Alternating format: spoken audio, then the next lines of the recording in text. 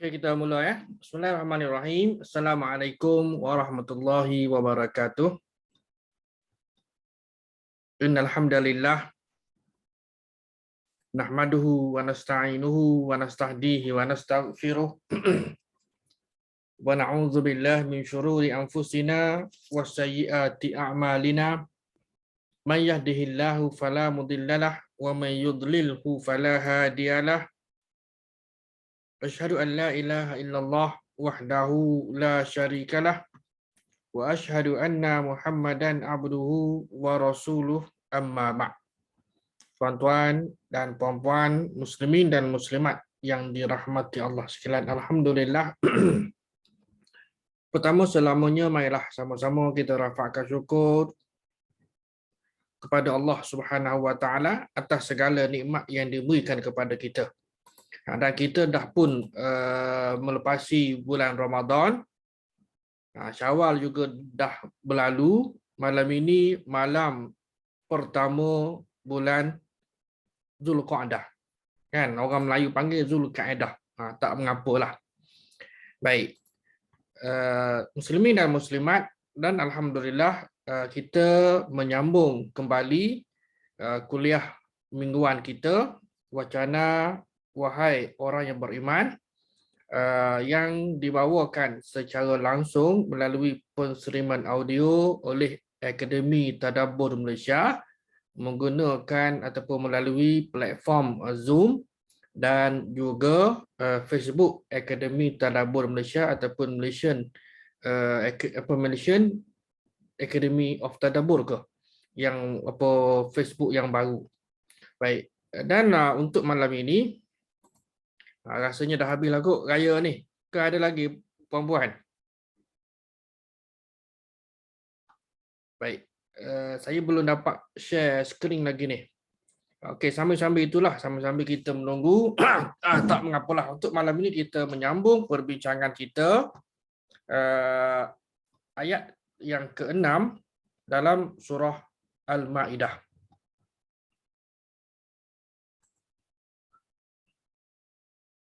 Belum lagi ni, belum dapat. Okey.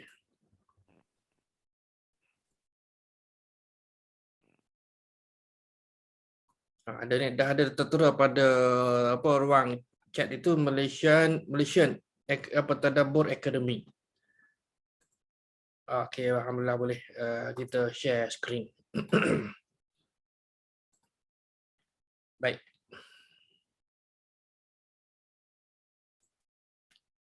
Jadi untuk malam ini surah Al-Maidah yang ke-6, firman Allah Subhanahu wa taala. Okey, yang tajuknya dulu.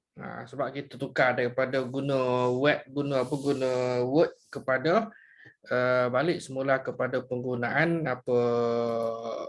PowerPoint. Baik, siri yang 32 surah Al-Maidah ayat yang ke-6 dengan tema ataupun dengan tajuk bersihkan hati dan anggota badan sebelum menghadap Allah Subhanahu wa taala. Tuan-tuan dan puan-puan, muslimin muslimat yang dimuliakan Allah Subhanahu wa taala sekalian. Allah Subhanahu wa taala berfirman dalam surah Al-Maidah ayat ke-6, a'udzubillahi minasyaitonirrajim. Ya ayyuhalladzina amanu idza qumtum ilas salati faghsilu wujuhakum wa aydiyakum ilal marafiq wamsahu bi ru'usikum wa arjulakum ilal ka'bain wa in kuntum junuban fatahharu wa in kuntum marda aw ala safarin aw jaa ahadum minkum minal ghaiti aw lamastumun nisaa falam tajidu ma'an fatayammamu sa'idan thayyiban famsahu biwujuhikum wa aydikum minh ma yuridullahu liyaj'ala 'alaikum min haraj walakin yuridu liyutahhirakum wa liyutimma ni'matahu 'alaikum la'allakum tashkurun. Agak-agak boleh ke tuan-tuan? Kan baca ni tanpa terjemahan tak? Ya ayyuhallazina amanu, wahai orang yang beriman, iza kuntum ila solah. Daripada perkataan qama yaqumu, kata perintah kum. Tapi di sini bukan kata perintah, ini adalah fi'il amal, perbuatan, apa dia panggil, kalau kita panggil past tense. Apabila, wahai orang yang beriman, apabila kamu berdiri. Saya sebutkan cara ringkas dulu lah. Ada terjemahannya di belakang ini ataupun dalam slide yang berikutnya. Wahai orang yang beriman, apabila kamu kumtum, kamu bangun, mana berdiri. Kan? Itu sebab kita panggil iqamah. Iqamah tu apa? Kan? Daripada qamah maknanya berdiri untuk solat. Kan? Dan sebahagian kita pun menyebutkan mengerjakan solat dan mendirikan solat. Artinya solat dikerjakan dalam keadaan berdiri. Baik, kembali kepada maksud ayat, apabila kamu hendak mengerjakan solat, maka yang pertama ialah fagsilu wujuhakum. Basuhlah muka kamu, wa aydiyakum, dan fagsilu wujuhakum wa aydiyakum ila marafiq. Basuhlah pertama muka kamu, dan yang kedua ialah aydiyakum, tangan kamu sehingga sampai ke siku. Yang ketiga ialah wamsahu bi ru'usikum, dan sapulah kepala kamu. Dan yang keempat ialah wa arjulakum, dan basuhlah kaki kamu ilal ka'bain, sampai kepada kedua mata kaki. Baik, 4. Kan? Kemudian wa in kuntum junuban fatahharu. Kalau kamu berjunub, kalau in kuntum junuban fatahharu, sekiranya kamu berjunub, yakni berhadas besar, fatahharu, hendaklah kamu sucikannya, iaitu mandi. Kan? Maknanya mandi janabah lah. Kemudian wa in kuntum marda au ala safarin, kalau kamu sakit ataupun dalam musafir, yakni dalam perjalanan, ataupun juga jaa ahadu minkum minal ghaiti, ataupun kembali dari ghaid. Ghaid ini dinding, tempat buang air, tandas lah kita kan, balik daripada tandas, atau ala mastumun nisa, menyentuh perempuan. Di sini ada perbezaan pandangan dalam kalangan ulama terhadap ayat ataupun dengan apa perkataan inilah, istilah ini. Baik, la mastumun nisa, menyentuh perempuan, falam tajidu ma'a, dan kamu tidak dapati air. Mana tak ada air, fatayammamu sa'idan thayyiba, maka Allah kata bertayammumlah kamu dengan tanah yang baik. Sa'idan thayyiba, macam mana? Diajarkan satu persatu. Wamsahu biwujuhikum, sapulah muka kamu, wa aidikum minhu, dan tangan kamu minhu, dengan guna tanah ni, kan? Baik. Waliutimma ni'matahu, supaya Allah tidak menyulitkan kamu, dan dia hendak membersihkan kamu, waliutimma ni'matahu alaikum wa la'allakum tashkurun. Dia nak membersihkan kamu, menyempurnakan nikmatnya, supaya kamu, yakni kita ni, tashkurun, bersyukur. Baik, satu ayat. Kan, ayat yang ke-6. Baik, seperti biasalah, bila mana kita baca ayat Quran, sudah tentulah kita kena tahu dan tengok, tak jengok ayat yang terdahulu cerita bab apa. Kan, untuk kita nak tahu jalan cerita. Kalau tidak, kita berada dalam keadaan tak tahu, sebab kita ni ilmu tak berapa ada. Saya lah, contohlah kan. Jadi kena tengok kepada ayat yang terdahulu tu cerita tentang apa, supaya bacaan kita berkesinambungan isu ataupun temanya. Maka kita akan dapati munasabah ayat ataupun juga ayat-ayat yang terdahulu membicarakan perihal kebersihan pada makanan. Kebersihan pada makanan, manakala ayat yang ke-6 ini cerita tentang ayat wuduk. Dan ayat ini biasanya dikenali kalau kita belajar fiqh daripada zaman sekolah lagi, kan, ayat ini terkenal dengan ayat wuduk, kan. Kerana inilah dia menjadi asas akan tata cara berwuduk. Kalau tuan-tuan baca tadi pun dah clear dah, kan, bagaimana nak berwuduk. Habis yang kita basuh itu basuh ini, kena tahu dan bezakan mana anggota yang wajib dan mana anggota yang sunat, kan. Kadang-kadang tadilah ada sebahagian orang tak tahu doa ketika selang-selang mengambil wuduk ni. kan basuh tangan nak baca apa, kemudian basuh muka nak baca apa, sehingga dia tak tahu. Dan bila ditanya mengapa kamu tak berwuduk, kan, saya tak tahu apa yang nak dibaca ketika perbuatan-perbuatan tersebut. Ada kan, sehingga kan Dr. Yusuf Al-Qaradawi pun ada cerita isu ini. Kan? Baik. Ayat ke-6 ini bincang tentang ayat wuduk, tentang kebersihan, wuduk dan mandi bagi mereka yang ada asbab. Asbab apa? Asbab yang mewajibkan mandi sebelum solat. Baik. Kita kalau orang dewasa ni tahu dah kan, asbab mandi sebelum solat sudah tentulah berjanabah ataupun berhadas besar. Kerana hadas besar ini kan dia sebagai dinding, kan, tak boleh nak solat ataupun melakukan ibadah seperti baca Quran dan sebagainya lah. Namun puasa boleh, kan. Nak tak nak kena mandi, mengangkat ataupun juga mandi hadas besar. Orang Melayu panggil angkat hadas, kan, sama dengan angkat takbir. Syekh Muhammad Rashid Ridha berpandangan bahawa ayat wuduk ini ada wajah munasabah dia, bentuk urutan dan kaitan dengan ayat yang terdahulu dari sudut berlakunya dua hadas kecil dan hadas besar. Baik, yang pertama ialah makan minum menjadi asbab berlakunya hadas kecil. Hadas kecil ni kita maklumlah, kan, kalau dalam bahasa direknya berak kencing. Kan? Berak kencing itu masuk dalam hadas kecil, kan, walaupun budak-budak panggil okey buang air besar, buang air kecil, memang termasuk dalam istilah hadas kecil. Adapun nikah, nikah ni menjadi asbab kepada berlakunya hubungan kelamin. Habis satu lagi tuan-tuan, kalau orang tak nikah pun kukuklah anak cucu tanya, yang tak nikah pun yang melakukan hubungan persetubuhan ataupun zina juga wajib kepada mereka. Malah kepada orang yang waliyazubillah min zaliklah, yang nak kata apa kan, kalau bahasa daratnya bakal apa, yang merogok lah tak, kan, kambing ke lembu ke whatever lah, kan, dia juga mesti mandi hadas. Baik, jadi kedua sebab ini disebut dalam ayat 5 yang terdahulu. Baik, ini ayat yang keempat. A'udzubillahi minasyaitonirrajim. Yas'alunaka madza uhilla lahum. Mereka tanya kepada kamu, wahai Muhammad, apa yang halal ataupun apa yang boleh kepada mereka. Maka Allah kata, kan, katakanlah kepada mereka, uhilla lakumut thayyibat. Dihalalkan kepada kamu akan at-thayyibat. Thayyibat jadi ialah benda-benda yang elok ataupun yang baik.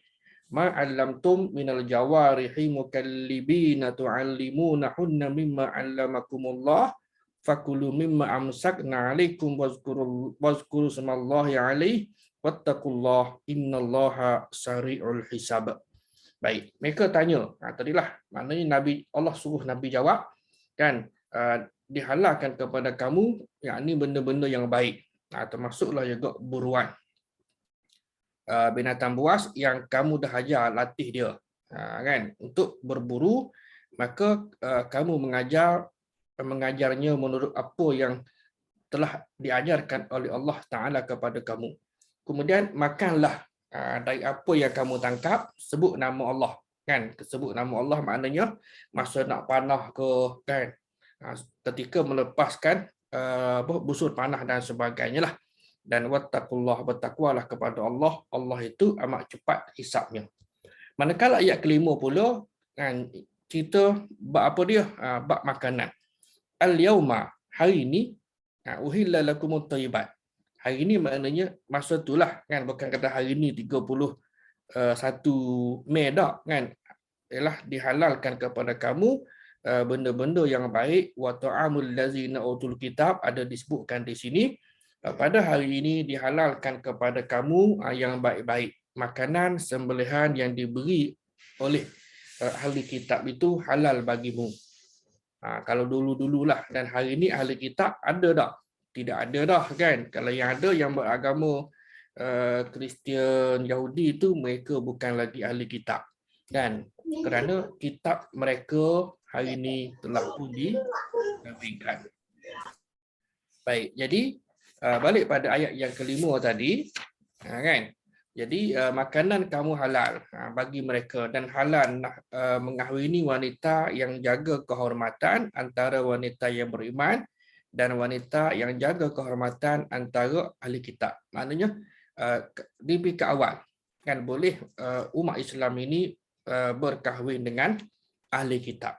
Hari ini macam mana? Tadi dah disebutkan, hari ini ahli kitab telah tidak ada. Kalau ada, mereka pasti beriman dengan kerasulan Nabi kita Muhammad sallallahu alaihi wasallam. Kita jangan confuse, kan ada lagi, kalau saya ingat dululah, mungkin dalam 30 tahun dulu ke, budak-budak pergi mengaji, pergi belajar di Amerika misalnya.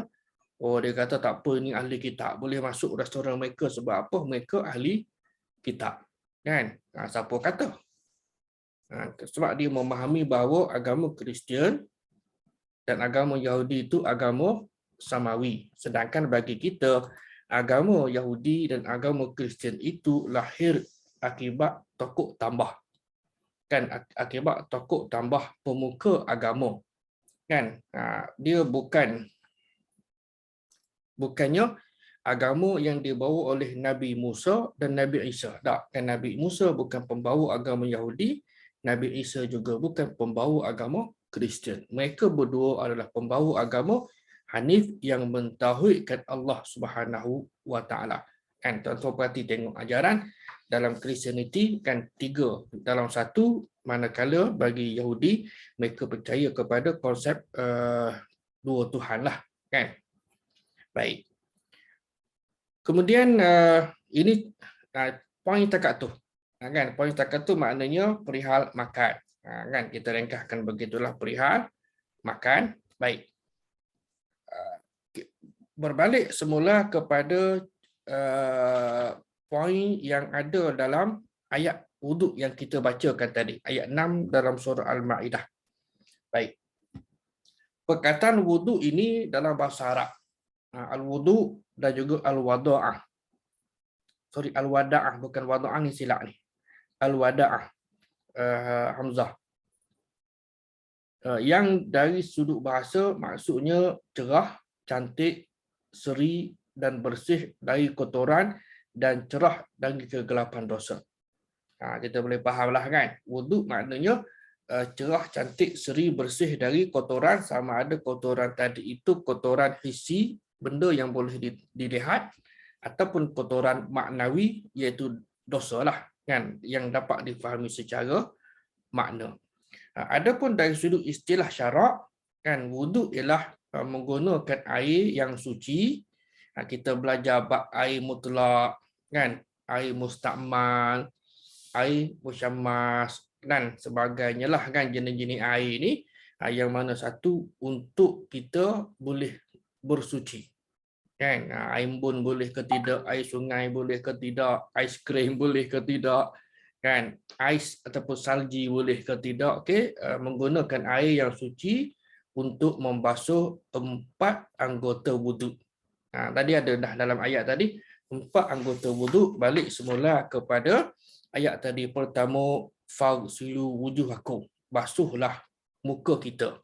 Yang kedua aidiakum, tangan kita. Mana yang dikatakan tangan? Ini perbincangan dan penjelasannya dalam hadis-hadis Nabi SAW dan perbincangan dan perbahasan oleh ulama. Mana ulama fiqh yang menentukan hak mana yang dikatakan muka, kan? Mana takat mana yang dikatakan tangan, kan, wa aidiakum ilal marafiq, dan basuhlah tangan sampai ke siku-siku ni takat mana. Yang ketiga ialah basuhlah kepala, kan, kepala ni mana kepala, kan. Ini perbahasan dalam kitab fiqh bagaimana para ulama memahami nas Al-Quran sehingga melahirkan perbezaan pandangan antara imam mazhab, kan. Jadi ada pandangan, okey, bagi Imam Syafi'i misalnya, ini sekadar selingan lah, kan, cukup sekadar 3 urat, 3 helai rambut saja. Adapun bagi mazhab Hanafi ke Hambali, saya lupa, maknanya keseluruhan, kan, kepala. Begitu, itu pandangan. So, nak kata apa? Baik, yang keempat ialah kaki. Kan, ada 4 anggota yang wajib dibasuh ketika berwuduk dengan cara yang tertentu. Tata caranya memang Quran tidak sebutkan bagaimana secara rinci atau detail, tapi hadis Nabi lah yang berperanan menjelaskannya satu demi satu. Kan? Kalau tak faham, rujuk kepada tafsiran ulama. Jangan ikut kepala kita. Saya rasa macam ni tak. Kan? Itu bahaya. Yang ketiga, tangga yang ketiga ialah wuduk menjadi syarat sah ibadat solat dan tawaf. Puasa tak apa, tak ada wuduk. Kan? Puasa sah. Malah orang yang berhadas besar pun kan, kalau dia tidak solat dia berdosa. Contohlah kan, maknanya malam itu dia bersama dengan isteri dia, kan? Jadi kalau yang jenis tak semayang, bermakna puasanya sah, cuma dia berdosa, kan? Kerana tidak mendirikan solat. Baik, jadi wuduk menjadi syarat sah ibadah solat mesti, kan? Dan basuhan tadilah, basuhan mesti adalah basuhan yang sempurna. Kalau tidak, maka wuduk tidak sah dan akibatnya solat juga tidak sah, kan? Baik, dan juga ada perbincangan detail lah. Kita tidak bincang secara inilah pandangan fiqh yang secara detail mengikut mazhab lah, kan? Kita tengok secara umum. Dan yang kedua ialah tawaf. Tawaf ini juga sekarang ni dah nak masuk musim haji. KT1 bila? Berapa bulan? 2 bulan ke 4 bulan, kan? Jadi tawaf di Mataf ataupun di Baitullah ini, jadi mesti ada wuduk. Mesti ada wuduk. Kalau terbatal wuduk, maka tawaf tadi tidak sah dan terbatal, kena keluar ataupun juga ambil spray lah untuk spray dan berwuduk semula. Tengok pada keadaan lah. Dan yang keempat, tangga keempat ialah berwuduk juga merupakan ibadah yang boleh menghapuskan dosa. Betul ke tuan-tuan? Kan? Nak menghapuskan dosa ni sebenarnya kita kena faham bahawa tidak semudah itu, kan? Tidak semudah itu kerana ada hadis Nabi SAW menyebutkan dalam Sahih Muslim, kan? Dalam Sahih Muslim sabda Nabi SAW, iza tawaddu'al abdul muslimu, apabila seorang hamba muslim yang berwudu, awil mukmin farasala wajhahu, dia basuh muka dia, kharaja min wajhi kulli khati'ah, keluar daripada muka dia tu setiap dosa. Ini hadis Sahih Muslim. Maknanya orang berwudu ini bila dia basuh muka, keluar daripada muka dia tu dosa. Nazara ilaiha bi'ainihi ma'al ma'. Bila seorang hamba muslim ataupun mukmin berwuduk, dia basuh muka, keluarlah dosa-dosa bersama air dari muka. Tadi disebabkan dia melihat dengan mata ataupun bersama titisan yang terakhir. Okey, yang pertama. Yang kedua ialah apabila dia basuh tangan. Faiza ghasala yadahi, keluarlah juga daripada tangan dia itu setiap setiap dosa lah, kan? Kemudian kan batsyathu yadahu ma'al ma', samalah juga tangan sehingga titisan terakhir. Dan yang ketiga ialah bila dia basuh dua kaki, juga keluarlah dosa-dosa yang dilakukan kerana perjalanan dua kakinya bersama air atau bersama titisan terakhir sehingga dia menjadi bersih semua dosa. Baik. Tapi kena ingat tuan-tuan, kan? Iza tawaddu'al abdu, bila kita berwuduk, kan, gugur dosa, kan? Nak kena berwuduk dengan sempurna. Nak kena berwuduk dengan sempurna bagaimana? Walaupun dalam hadis ini disebutkan bahawa Rasulullah kata siapa yang berwuduk, kan, basuh muka gugur dosa, basuh tangan gugur dosa, basuh kaki gugur dosa, kan? Baik, jadi maka ulama lah yang berperanan memperincikan, memperhalusi berdasarkan kepada hadis-hadis yang lain bagaimana, kan, sebenarnya boleh gugur dosa ni artinya mesti berwuduk dengan sempurna.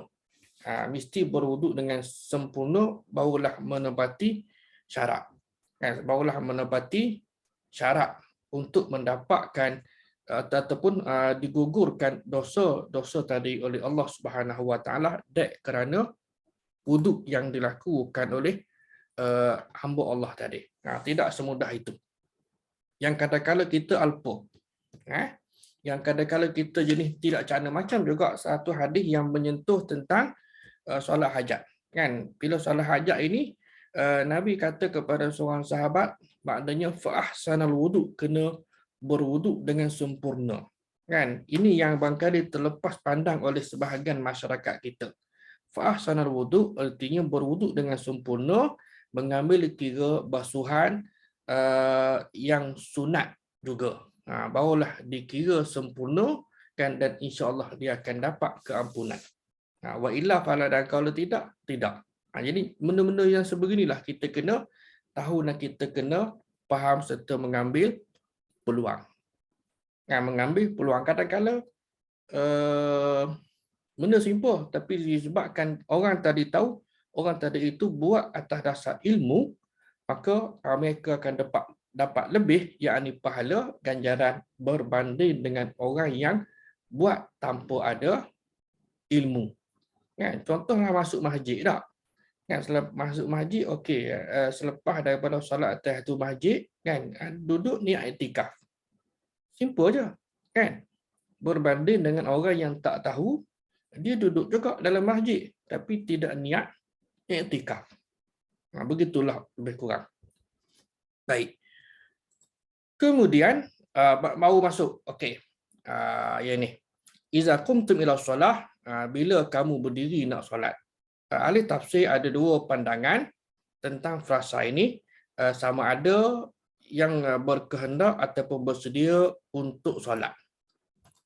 Ulama tafsir ni bila dia nak mentafsirkan ayat ini, iza qumtum ila solah, bila kamu berdiri untuk solat, bila kamu bangun untuk solat. Jadi yang pandangan pertama ialah dia ada dua tuntutan. Yang pertama, kewajipan menyempurnakan wuduk. Ini mesti dah, kan, nak solat mesti berwuduk. Tadi dalam sehari dua ni ramailah, tempat saya pun mungkin tempat tuan-tuan dan puan-puan pun rasanya lebih kurang samalah. Ada ahli Korea yang akan ataupun mendapat jemputan menjadi tetamu Allah, kan. Ada tempat saya ni pun ada seorang tu, dia dapat dah akan berlepas dengan KT1 berapa lusa ke, tak tahulah, dalam masa terdekat ni lah, kan. Jadi bermakna balik pada cerita kita ini, perihal wuduk dan solat dalam perjalanan. Tadi pun kami duk sembang, ramai jugalah ada sebahagian bangkalih jemaah umrah, kan, maupun jemaah haji. Saya ingat dulu-dulu pun, balik daripada umrah, balik daripada haji, tak solat, terutama solat subuh. Sebab apa? Sebab pelbagailah, mungkin ada atas dasar masyarakah, saya kata begini saja. Naik flight tadi tu bawa botol kosong, yang spray tu yang disediakan oleh pihak tabung haji, kan. Sama ada haji ataupun umrah, botol tu adalah, kan. Travel agent akan bekalkan, kemudian masuk tandas isi air, kan. Sama ada bawa satu ataupun dua botol, tengok pada kita lah. So dalam perjalanan kita pun dah tahu dah, kalau berlepas daripada airport Jeddah nak bertolak ke Malaysia pukul berapa, sampai di Malaysia 12 tengah hari ke, kita boleh agak dah waktu subuh masuk pukul berapa dan di mana. Di Sri Lanka ke di mana, dan kita kena alert lah, kerana bila kita berjalan ke arah timur menghadap matahari ni ke Jepun ni, kan, maka waktu solat subuh tadi dia akan semakin singkat, mungkin dalam setengah jam sahaja, kan. Begitulah juga kalau nak on the way, tengok pada tadilah waktu perjalanan flight kita, kan. Tapi kalau waktu maghrib walaupun singkat, kita boleh jamak takhir, tak mengapa. Baik, okey. Yang pertama ialah mengambil wuduk bermula dengan niat. Ini kita maklum, dengan niat dan kehendak. Dan yang kedua ialah keterangan nas yang zahir menunjukkan wuduk itu diwajibkan ketika bangun dan bersedia untuk setiap kali nak solat. Kita belajar ni, kan, kita belajar kita ambil yang lebih mudah untuk kita amalkanlah, kan? Baik, jadi kita maklum dah pertama ambil wuduk ni biasa orang kita ni apatah lagi dengan pengalaman PKP 2 tahun kan berwuduk dari rumah. Kalau bukan PKP pun memang kita disunatkan untuk berwuduk dari rumah. Kemudian kan bila dah sampai di masjid, sampai di surau, kalau sempat okey dengan solat tahiyatul masjid ataupun juga solat qabliyah, tengok yang mana lebih sesuai lah, kan? Baik. Kemudian okey. Yang ketiga ialah fagsilu wujuhakum wa aydiyakum ilal marafiq. Ada 6 di sini. Pertama niat, yang kedua basuh muka, yang ketiga basuh 2 tangan sampai siku yang saya sebutkan tadi lah, kita tidak perincikan.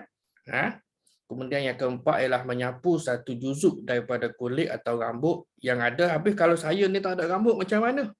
Sapulah, samalah juga orang nak tahallul kan, umrah ataupun haji, tak ada rambut kan, lalukan saja pisau cukur tadi ke atas kepala yang dah botak tadi kan, sebagai isyarat.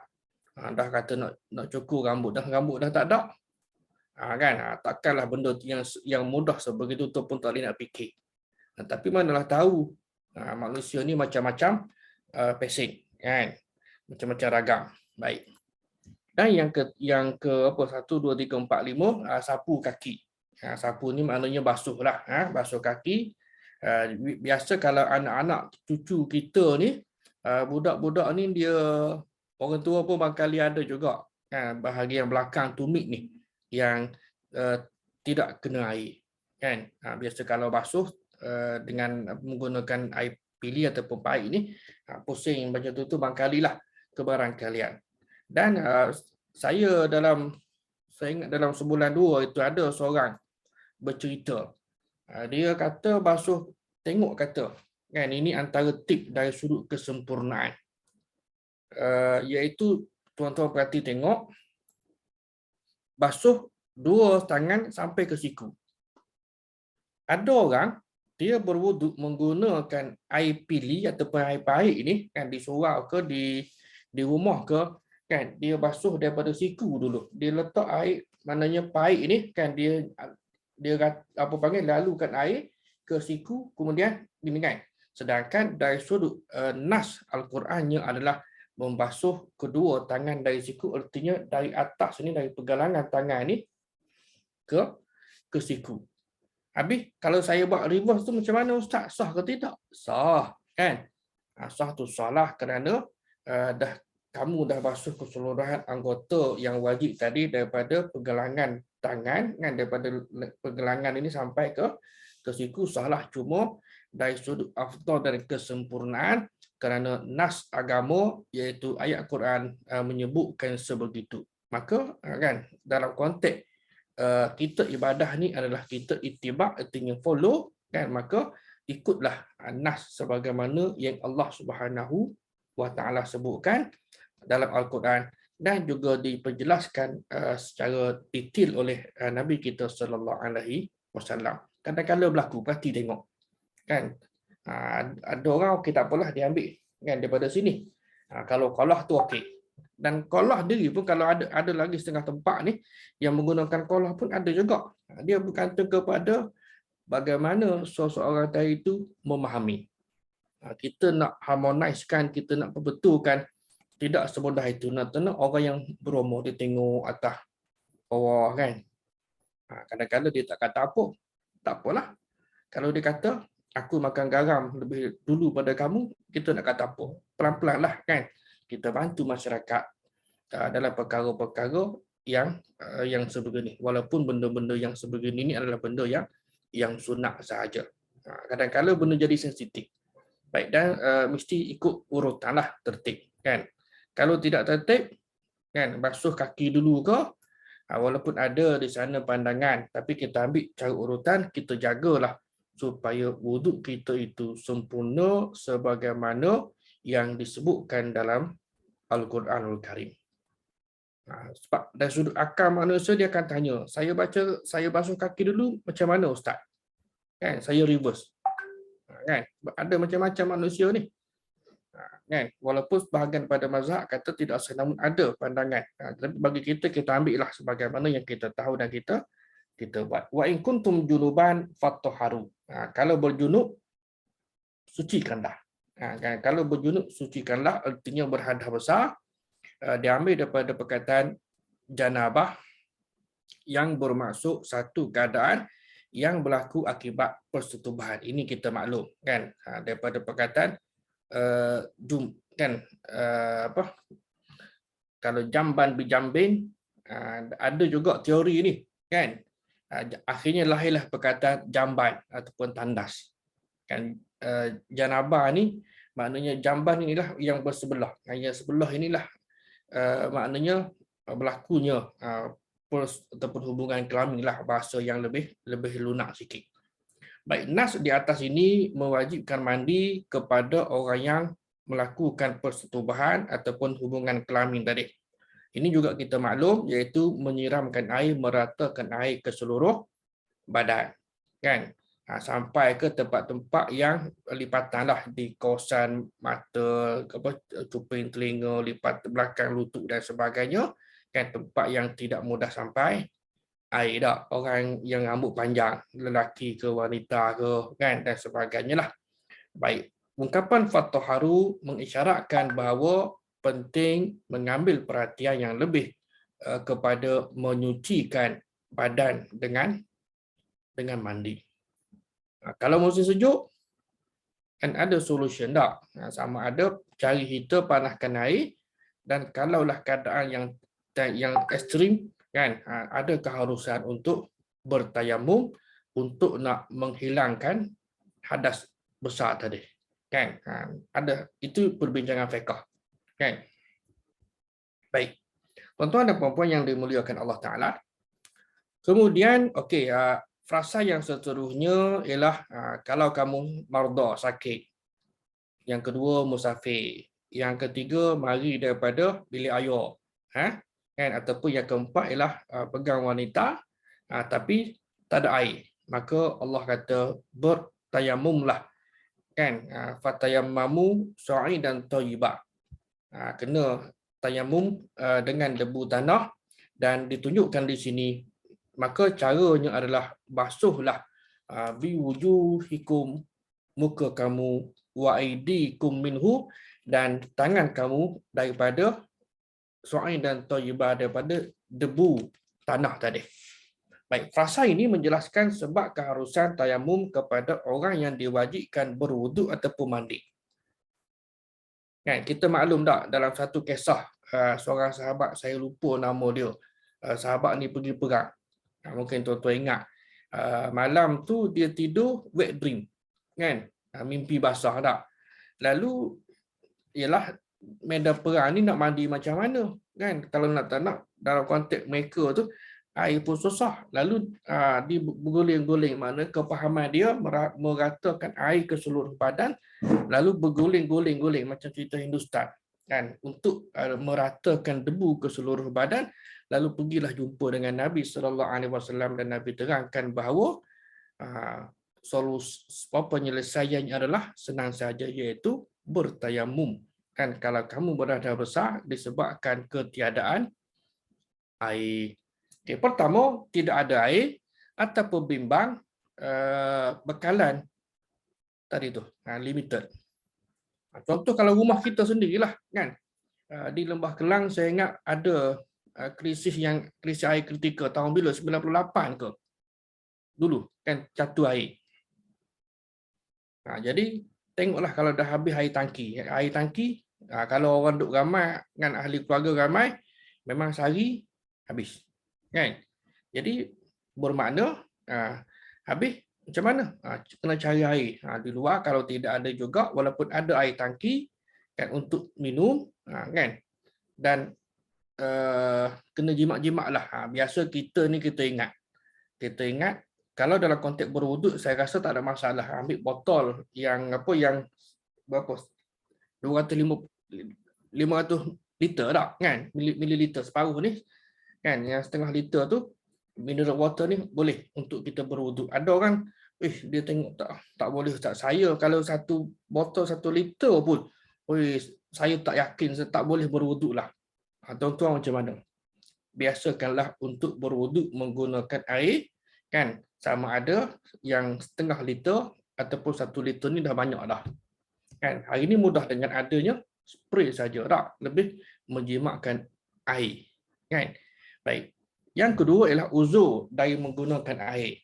Ini juga masuk dalam perbincangan fiqh, kan, yang luka, kan, tangan berbaluk, tak, kan, jadi tak boleh nak kena lengan kerana basuhan pada anggota lengan ini adalah wajib, lalu keadaannya bertayamum, kan, mudah saja. Ini kadang-kala kerana tak boleh, okey, akhirnya duduk dalam wak tak sembahyang, kan. Saya ada baca 1-2 kajian pelajar di peringkat sarjana muda, kan, dia buat kajian, dia pergi interview dan observasi lah, pemerhatian ni masa sebelum PKP dulu-dululah, kan, 2 tahun sebelum inilah. Dia kata banyak juga kes ataupun hampir lah, boleh kata hampir keseluruhan, hampir sebahagian besar yang warded ini tak sembahyang. Kan, pasal apa? Pasal ada masyarakat tadilah yang jenis anggota berbalut, kalau bahasa mudah panggil accident lah kot, kan, yang anggota berbalut ini tak sembahyang, sedangkan solat tidak pernah gugur kewajipannya kepada setiap manusia, kan, sehingga kan kita musafir pun, kan, solat tetap difardukan, cuma ada rukhsah, ada kelonggaran. Okey, kamu boleh himpun dan pendekkan, kamu boleh jamak dan kosarkan solat. Solat tak, bukannya okey, saya nak musafir, tak apalah, bila sampai ke destinasi, saya nak ke Kota Baru, saya nak ke Dubai contohlah, kan, bila sampai sana barulah saya longguk, kemudian sampai di hotel, okey, saya pun sembahyanglah subuh, kemudian Zuhur, Asar, kan, tidak, tidak begitu. Islam tidak begitu, artinya kewajipan solat di mana sahaja kamu berada mesti ditunaikan. Kan, ini mesti ditunaikan. Hatta tadilah orang yang balik daripada haji, daripada umrah pun, kadang-kadang selambur saja tidak sembahyang, walhal ada ruang masa untuk solat. Kena bijak fikirlah, kan. Okay, kemudian tayamum boleh disempurnakan dengan ini secara teori dan konseptual lah, kan, berlaku. Hari ini ada pelbagai lagi lah, dan juga pandangan yang pelbagai, tuan-tuan. Kan, kalau dulu memang secara fizikalnya okey, tepuk pada atas tanah, kan, debu. Hari ini orang bincang pada dinding boleh ke tidak, kan. Kemudian pada seat kapal terbang depan ke dinding ni boleh ke tidak. Kemudian hari ini pula ada orang jual debu tayamum. Pun ada seorang junior saya buat kajian PhD, kan, tentang debu tayamum, adalah dia punya pelaksanaan dan sebagainya, kan. Jadi hari ini ada kemudahan, walaupun di sana tu ada pandangan pro dan kontra, kan. Jadi terpulang pada masing-masing. Kalau ada 2 pandangan pro dan kontra, terpulanglah, kan. Kita ni kadang-kadang banyak gaduh, kan, buat tidak. Contohlah, kan, sepatutnya bila ada begini, okey, kita berlapan dadalah, Pak, ini masuk dalam perbincangan fiqh kerana nasnya ada. Manakala bagi mazhab kita Syafi'i, okay, permukaan bumi yang ditepuk mestilah tanah yang berdebu. Dan kadang-kala bila kita berhadapan dengan situasi hari ini, sebahagian daripada ulama mengharuskan atau membenarkan untuk nak talfiq atau menggunakan pandangan dalam mazhab yang bukan Syafi'i, kerana ia lebih mudah, kan. Ini yang berlakulah macam urusan tawaf di Baitullah, kan. Baik, kaifiat tayamum, saya kira yang ini pun semua maklum. Yang pertama ialah sapu muka dengan ambil debu, sapu muka sebelah tangan, kemudian janggut bulu mata, kan. Kemudian yang kedua ialah sekali lagi sapu 2 tangan. Biar macam kita ambil dengan air lah. Kalau dengan air ni, kan, dengan air yang sedikit ni saya belajar dulu. Okey, jangan angkat, kan, bila dicurahkan air atas lengan kita ni, kan, letak, jangan angkat. Pusing, kan. Kalau angkat dah kira tak valid lah dia punya air tadi. Jadi menyapu dua tangan sampai ke siku sebagaimana wuduk, dan ketika tayamum, kalau misal kata adalah apa panggil, kalau orang lelaki ni rasa tak ada isu kot, yang pakai jaket ke kan, ditanggalkan pakaian yang boleh menghalang. Misal kata okey ada baju Melayu lah kata lengan panjang kan, bukalah singsing dengan kan. Habis kalau wanita pun sama, wanita kena bertayamum tempat yang sesuai dengan mereka, tak boleh tempat yang terbuka sebagaimana orang lelaki. Orang lelaki boleh kan, orang perempuan tak boleh. Kena carilah tempat yang lebih sesuai, ataupun juga mungkin dibuatkan halangan dan sebagainya lah. Dan juga disebutkan di sini kalau yang pakai jam ke cincin ke gelang ke kena tanggalkan kerana dia punya syarat mestilah begitu.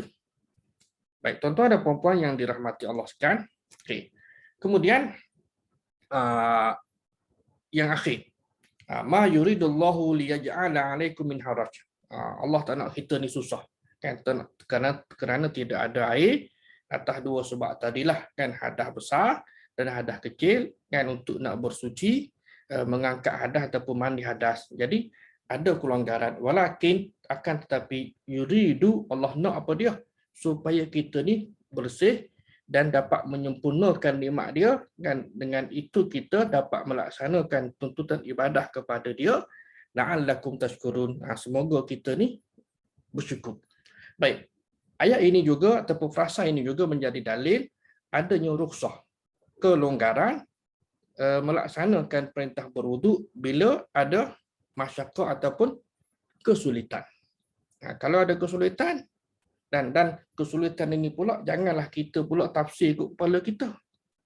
Kena bacalah, kena tambah ilmu melalui sumber-sumber yang diperakukan, sumber-sumber yang muktabar, supaya pandangan kita itu adalah pandangan yang muktamad, pandangan yang boleh diterima. Jangan duk kutip ikut dan. Baik, tayamum kerana sakit atau tak ada air, contoh kelonggaran, atau dapat raf'ul haraj, mengangkat kesukaran atau kesusahan yang cukup jelas kepada kita. Jadi selesai masalah kan, dalam perjalanan ataupun baru ni lah, kalau musim PKP ni tahun pertama, berhenti kan, tak ada air apa kan, maknanya boleh kita bertayamum. Ataupun kerana masyarakat, tempat apa R&R tu orang terlalu ramai, kita terlupa bawa air kan, jadi kena pandai-pandailah selesaikan masalah. Baik, kemudian yang terakhirnya ialah tahap-tahap bersuci. Yang pertama ialah membersihkan bahagian luar zahir, maknanya yang luar kita ni lah kan. Bersuci ni kalau ada kotoran dan sebagainya, sama ada yang kotoran maupun najis. Dan kita maklum juga tuan-tuan, kotoran bukan najis kan, kotoran bukan najis. Baju kita pakai 2 hari 3 hari nampak kotor, memanglah ada daki contohlah kan, tapi daki bukan najis, bermakna ia sah untuk dibawa solat. Cumanya tidak eloklah kan, kalau ada baju lain kita guna baju lain kan, ataupun pakaian lain, ada bau pun sama juga kan. Jadi saya kira harap-harap boleh clear lah. Dan juga yang kedua ialah bersihkan anggota badan dari dosa. Ni okey, typo, dari kotoran dosa. Dan yang ketiga ialah bersihkan hati daripada akhlak yang buruk. Dan yang keempat ialah membersihkan hal-hal ataupun perkara-perkara yang dirahsiakan daripada sesuatu selain daripada Allah Subhanahu Wa Taala. Ini bagi golongan yang sedirin, kan, orang yang berusaha untuk mendekatkan diri kepada Allah Subhanahu Wa Taala, mereka akan menjaga, kalau boleh sentiasa berwuduk. Bab sentiasa berwuduk ini juga antara benda yang cukup sensitif. Ada seorang sahabat saya zaman belajar di Mesir dulu, saya dah ceritakan pada tuan-tuan, dia boleh tahan wuduk daripada solat subuh sampai zuhur. Okeylah kan, sebab musim sejuk. Kita ni tak tahan kan. Tanya dia macam mana yang tak buat. Dia kata antara yang diamalkan ialah elakkan makan benda yang berpotensi untuk berkentut. Macam kacang lah kan, kalau di Mesir ni kita ada kacang pul kan, yang berpotensi untuk mudah berkentut, maka dia jaga pemakanan. Sebab musim sejuk ni faham-fahamlah, kejap-kejap cari tandas. Kan? Tapi ada petua yang boleh kita jaga, terutama pada musim sejuk. Baik. Tuan-tuan dan puan-puan yang dirahmati Allah sekalian, saya kira sekadar itulah untuk siri pertama kita pada malam ini. Ada soalan ke satu dua barangkali?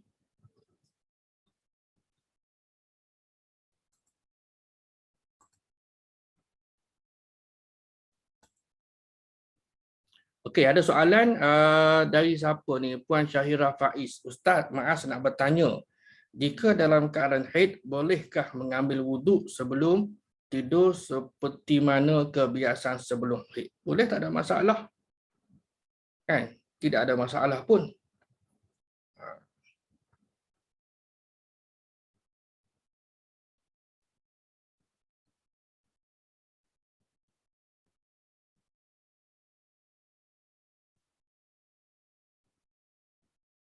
Okey, ada soalan lagi?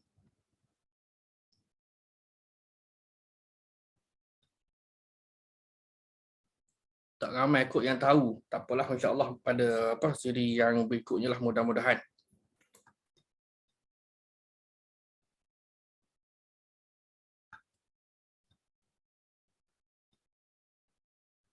Tak ada.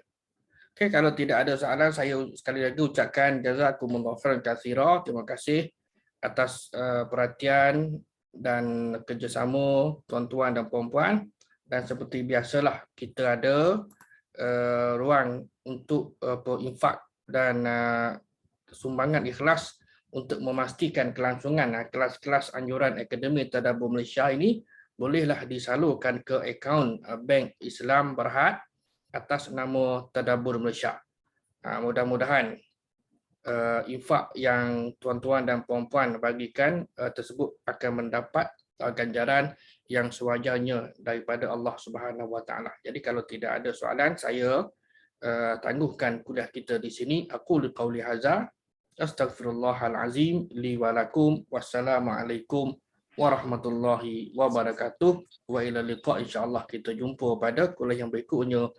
Wallahu a'lam. Wassalamualaikum warahmatullahi wabarakatuh. Dan kita tangguhkan dengan kafaratul majlis dan suratul Asr.